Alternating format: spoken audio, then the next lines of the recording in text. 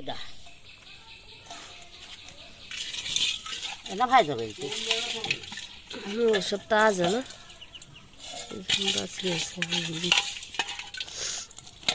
ওই যে ওই যে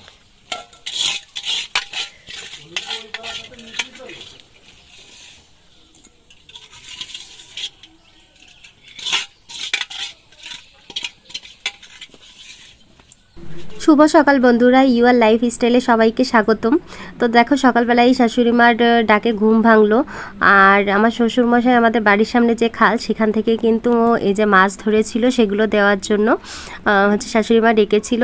তো দেখো এইগুলো হচ্ছে তাজা তাজা মাছ, একদম ফ্রেশ, গতকাল রাতে ধরা হয়েছিল আর সকালবেলাও কিন্তু কিছু মাছ ধরা হয়েছিল। তো এখানে বিভিন্ন ধরনের মাছ আছে, যেমন চিংড়ির যে ছোট চিংড়িগুলো, তারপর পুঁটি মাছ আছে, বেলে মাছ আছে, বিভিন্ন ধরনের মাছ আছে।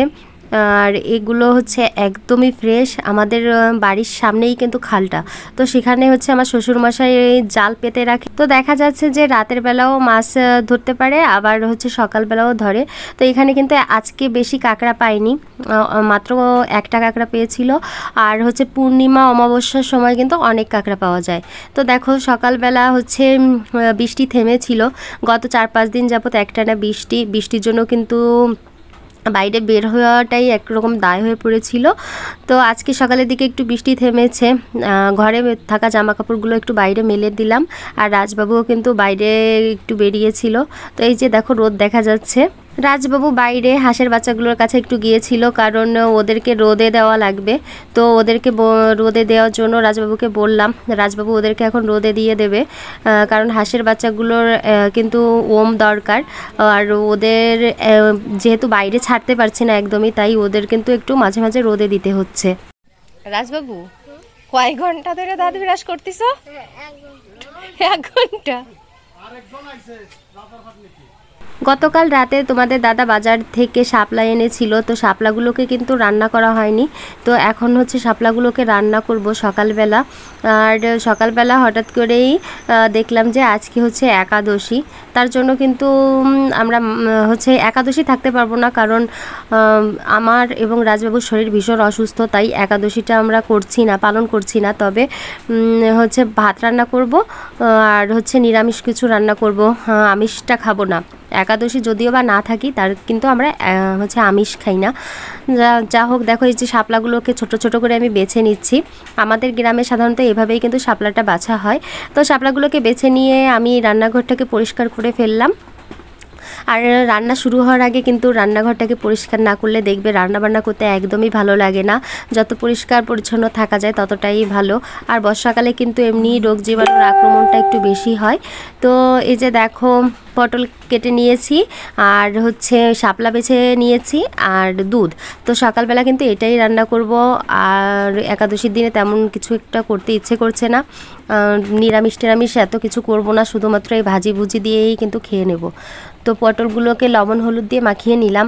আগে যদিও বা আমি শুকনো লঙ্কার গুঁড়ো দিতাম, কিন্তু এখন কিন্তু শুকনো লঙ্কার গুঁড়োটাকে একদমই অ্যাভয়েড করছি, কারণ শুকনো লঙ্কার গুঁড়োটা খেলে পেটের ভিতর বুকের ভিতর কেমন যেন একটা জ্বালা পোড়া হয়, তার জন্য কিন্তু শুকনো লঙ্কার গুঁড়োটাকে আমি এখন অ্যাভয়েড করছি।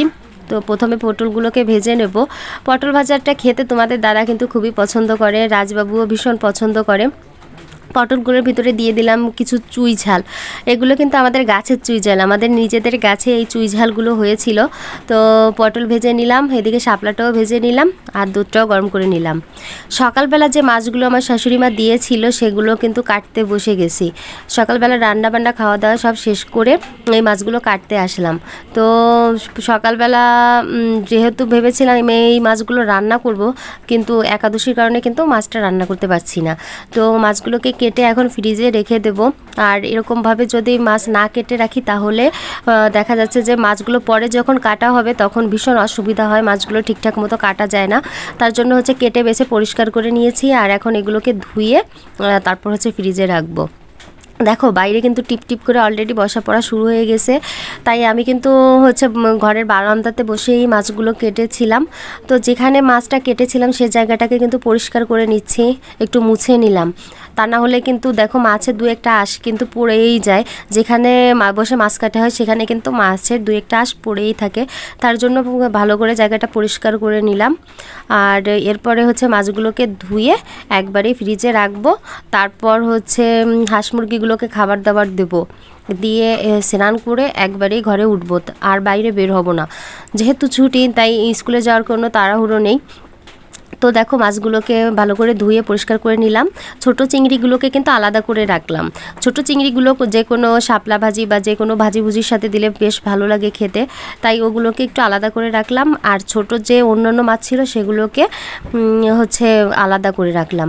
আর আমি হচ্ছে বাটিতে করেই রাখলাম, যেহেতু আমার কৌটাগুলো সব শেষ হয়ে গেছিলো, তার জন্য কিন্তু এই যে স্টিলের বাটিগুলো এগুলোতেই করে রাখলাম। আর এক প্যাকেট মাছ হচ্ছে প্যাকেট করেছিলাম, তারপরে মনে হলো যে ফ্রিজে ব্লাড পড়তে পারে, তার জন্য কিন্তু ওটাকে আমি বাটিতে করেই রেখেছি। আর এদিকে দেখো হাঁসগুলোর খাবার তৈরি করে নিচ্ছিলাম। হাঁসগুলোর জন্য এই যে কুড়া, চালের কুড়া, তারপর হচ্ছে ভাত, ভুসি, ফিড এইগুলো দিয়ে কিন্তু ওদের খাবারটা একদম রেডি করে নিলাম। স্নান করার আগে ওদেরকে এখন খাবার দিয়ে আসবো। তো আমি যখন ওগুলোর কাছে যাচ্ছিলাম ওরা আমাকে দেখলেই কিন্তু ভীষণ চিৎকার চেঁচামেচি করতেই থাকে। যতক্ষণ পর্যন্ত ওদেরকে আমি খাবার না দিই ততক্ষণ পর্যন্ত ডাকতে থাকে।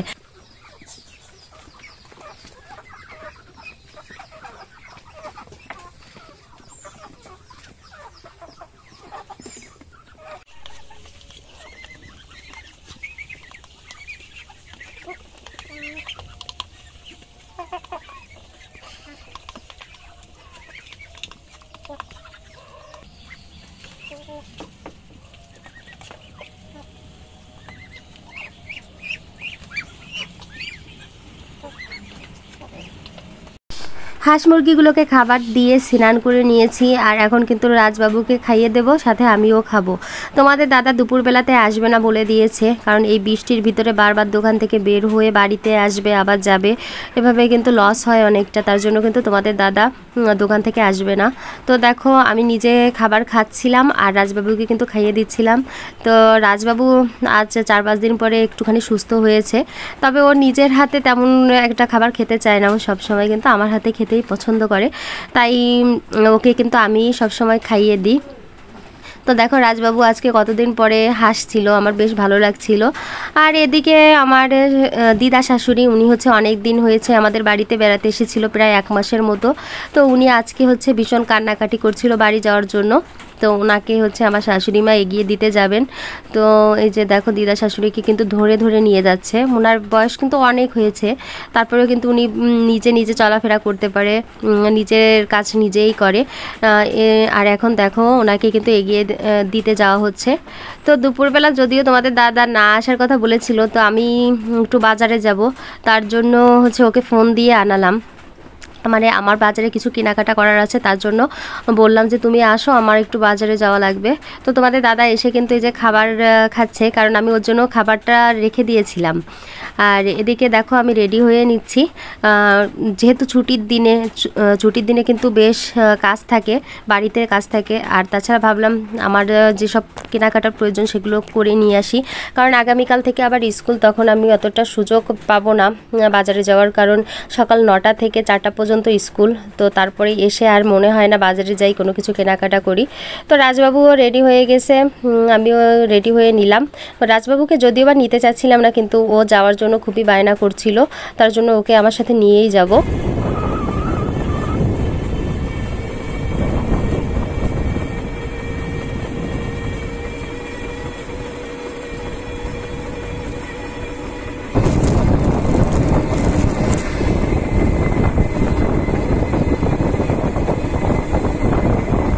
আমরা যখন বাজার থেকে আসছিলাম টুপটাপ করে বৃষ্টি পড়া শুরু হয়ে গেছিলো। তো যে ভ্যানালা কাকা ছিল ওনার কাছে কিন্তু ছাতা ছিল, আমি ছাতা নিইনি কারণ আবহাওয়াটা বেশ ভালো ছিল, হঠাৎ করেই বৃষ্টি পড়া শুরু হবে সেটা কিন্তু বুঝতে পারিনি। তো আমি ছাতাটা নিয়েছিলাম না, কিন্তু হচ্ছে যে কাকা ভ্যান চালাচ্ছিল উনি কিন্তু ওনার ছাতাটা আমাদেরকে দিয়েছিল, তার জন্য আমরা ভিজে যাইনি, ভাগ্যিস ভিজিনি, তা না হলে রাজবাবুর আবার জ্বর আসতো।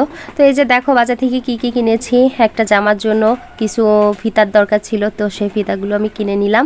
এখানে দুটো ঢাকনা কিনেছিলাম, এগুলো হচ্ছে প্লাস্টিকের ঢাকনা, দুটো ঢাকনা হচ্ছে 100 টাকা নিয়েছিল।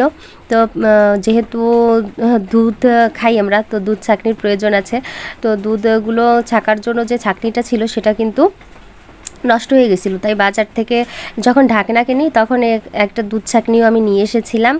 আর এদিকে দেখো কিছু কৌটা কিনেছিলাম, প্লাস্টিকের কৌটা, এগুলো হচ্ছে ফ্রিজে মাছ রাখার জন্য। সকালবেলা যখন মাছ রাখি তখনই দেখি যে ফ্রিজে কৌটা আর খালি নেই, সবগুলো কৌটাই ভরা হয়ে গেছে, তার জন্য আমি কয়েকটা কৌটা নিয়ে আসলাম। তো এই একটা কৌটা 30 টাকা করে নিয়েছিল, আর 3টা বড় কৌটা নিয়েছিলাম, একটা ছোট কৌটা নিয়েছিলাম। তোমাদের দাদার জন্য একটা হচ্ছে শর্ট প্যান্ট নিয়ে আসলাম, আর আমার জন্য কিন্তু দুটো নাইটি নিয়ে এসেছি। তো এই যে নাইটি দুটোকে তোমাদেরকে দেখালাম, কেমন হয়েছে এটা কিন্তু কমেন্ট করে জানিও। এই তো এই সবই কেনাকাটা করেছি। ও আরও কিছু দেখাতে ভুলে গেছিলাম, এই যে রাজবাবুর প্যান্ট বানানোর জন্য কয়েকটা ছিট এনেছিলাম, আমি নিজেই ওকে প্যান্টগুলো তৈরি করে দিই, কেনা প্যান্টগুলো কিন্তু বেশি দিন যায় না, একদম নষ্ট হয়ে যায়, তার জন্য কিন্তু আমি নিজের হাতে তৈরি করে দিই। আর এদিকে দেখো রাজবাবু টেলিভিশন দেখতে দেখতে সন্ধ্যার দিকে ঘুমিয়ে গেছে। তো হঠাৎ করে এসে দেখলাম আমি রান্না করছিলাম, তো হঠাৎ করে এসে দেখলাম যে ও ঘুমিয়ে গেছে। তো যেহেতু ওর শরীরটা ভীষণ ক্লান্ত ছিল, 4-5 দিন যাবত জ্বর ছিল, তার জন্য কিন্তু ও ভীষণ ক্লান্ত হয়ে পড়েছিল, তাই ঘুমিয়ে গেছে, ওকে আর ডাকিনি কিন্তু আমি, ও ঘুমালেও শরীরটা বেশ ভালো লাগবে। তো এদিকে কিন্তু আমি ভাতটা হচ্ছে অলরেডি রান্না করে ফেলেছি, আর এখন করব কিন্তু লাউ। তো গতকাল এই লাউটা দেখো 60 টাকা দিয়ে কিনে এনেছে। এদিকে সবজির দামটা না হঠাৎ করেই অনেকটা চড়া হয়ে গেছে, তো লাউ ভেজে নেব, লাউ শুধু নিরামিষ রান্না করব, তো তার জন্য ভাবলাম লাউ ভাজি করলে বেশ ভালো লাগবে। আর লাউ দিয়ে শুধু নিরামিষ কিন্তু তেমন একটা খেতে ভালো লাগবে না, তার জন্য কিন্তু লাউটাকে এখন আমি ভাজি করে নেব। হঠাৎ করেই আমার শাশুড়ি মা ডাকছিল, কারণ উনি হচ্ছে পিঠা তৈরি করছিল।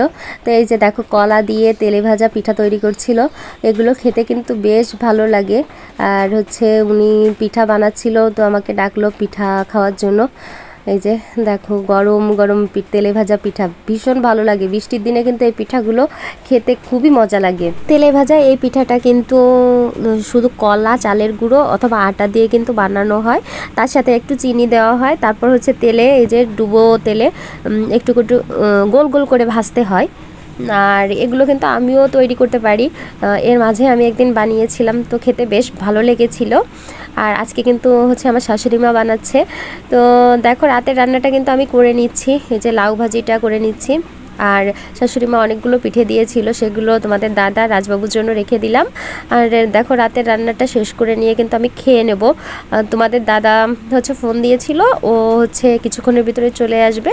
তো সবাই ভালো থেকো, সুস্থ থেকো, আর বর্ষাকালের সময় একটু সাবধানে থেকো। তো আজকে এখানেই টাটা।